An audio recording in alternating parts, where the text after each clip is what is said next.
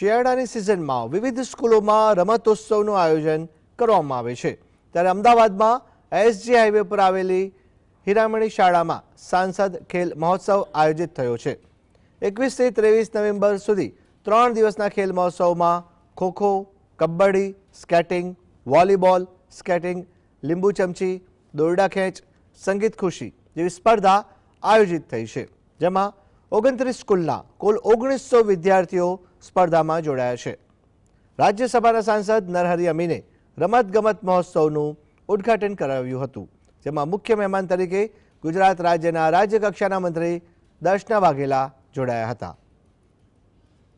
સાથે સાત વિધાનસભાના 1900 ખેલાડી ભાઈ બહેનો જુદી જુદી 9 રમતોમાં 3 દિવસ 21, 22, 23 3 દિવસ ભાગ લેનાર છે।